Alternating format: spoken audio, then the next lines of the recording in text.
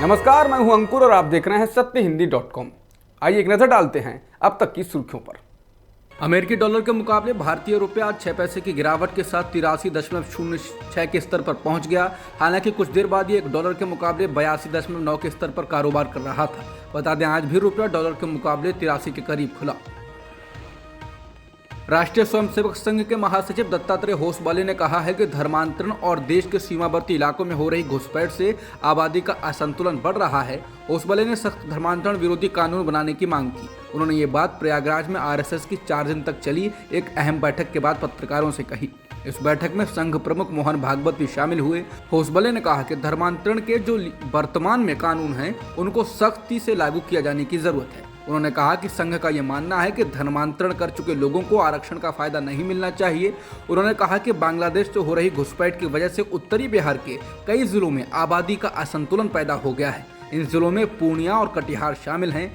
संघ के महासचिव ने कहा कि कुछ अन्य राज्यों में भी ऐसा हुआ है और इसलिए संघ का कहना है कि इस विषय पर विचार किया जाना चाहिए। बता दें, 5 अक्टूबर को दशहरे के मौके पर दिए गए अपने संबोधन में संघ प्रमुख मोहन भागवत ने भी जनसंख्या नीति की मांग की थी और कहा था कि धार्मिक आबादी के असंतुलन को नजरअंदाज न किया जाए। राहुल गांधी की भारत जोड़ो यात्रा आज 43वें दिन आंध्र प्रदेश के कुर्नूल के बनवासी गांव से आगे बढ़ी। इस यात्रा के दौरान राहुल गांधी किसानों से मुलाकात करते हुए दिखे। इस दौरान उनकी कुछ तस्वीरों को शेयर कर कांग्रेस के आधिकारिक ट्विटर अकाउंट से लिखा गया है, किसान इस देश की जड़ है और उसे मजबूत रखना हमारी जिम्मेदारी। बता दें, राहुल गांधी इस यात्रा को कन्याकुमारी से कश्मीर तक कर रहे हैं। इस दौरान वो भारत में सांप्रदायिक राजनीति और आम लोगों के मुद्दों को लेकर बोल रहे हैं और आम लोगों से मुलाकात कर उनको सुन रहे हैं। यात्रा 1000 किलोमीटर से अधिक की हो चुकी है। 3 दिवसीय दौरे पर आए संयुक्त राष्ट्र के महासचिव एंटोनियो गुटेरेस से आज प्रधानमंत्री नरेंद्र मोदी ने गुजरात के केवड़िया में मुलाकात की। ये मुलाकात स्टैच्यू ऑफ यूनिटी पर हुई। संयुक्त राष्ट्र के महासचिव गुटेरेस ने अपनी यात्रा की शुरुआत मुंबई में ताज पैलेस होटल पर 26/11 हमले के पीड़ितों को श्रद्धांजलि देते हुए की थी। इसके बाद उन्होंने बुधवार को IIT बॉम्बे में संबोधन भी दिया। इस दौरान उन्होंने भारत को मानवाधिकारों को लेकर सीख भी दी। उन्होंने कहा कि अगर भारत अपने यहाँ मानवाधिकारों का ख्याल रखेगा तभी उसकी बात को दुनिया भर में विश्वसनीयता मिलेगी। बता दें, आज उनका 3 दिवसीय दौरा खत्म हो रहा है।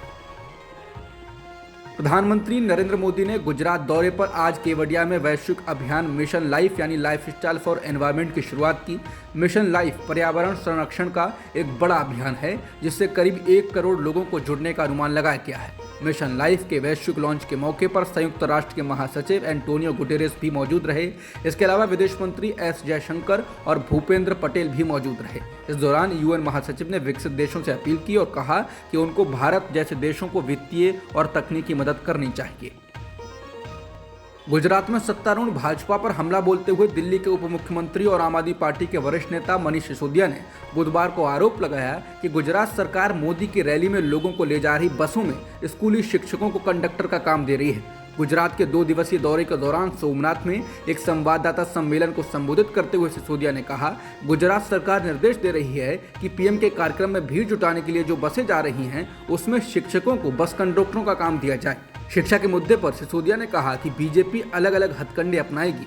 चुनाव में 40-50 दिन बचे हैं। गुजरात के पास ये मौका है कि अपने बच्चों के लिए अच्छे स्कूल बनाने का काम करे। मैं अपील करना चाहता हूं कि केजरीवाल को 5 साल का मौका दें। अगर हमने जो वादा किया है वो पूरा नहीं हुआ तो दूसरा मौका न दें। पुलित्जर पुरस्कार लेने जा रही कश्मीरी फोटो जर्नलिस्ट सना इरशाद मट्टू को दिल्ली के हवाई अड्डे पर ही रोकने और अमेरिका न जाने देने के मामले में अमेरिका ने प्रतिक्रिया दी। अमेरिकी विदेश मंत्रालय के उप प्रवक्ता वेदांत पटेल ने कहा कि जर्नलिस्ट सना इरशाद मट्टू को न्यूयॉर्क की यात्रा करने से रोकने की खबरों से अमेरिका अवगत है और करीब से इन घटनाओं पर नजर बनाए हुए है। इसके साथ ही उन्होंने कहा कि हम प्रेस की स्वतंत्रता का समर्थन करने के लिए प्रतिबद्ध हैं। बता दें, सना इरशाद मट्टू फ्रीलांस फोटो जर्नलिस्ट हैं। उनका दावा है कि उनको दूसरी बार विदेश यात्रा से रोका गया।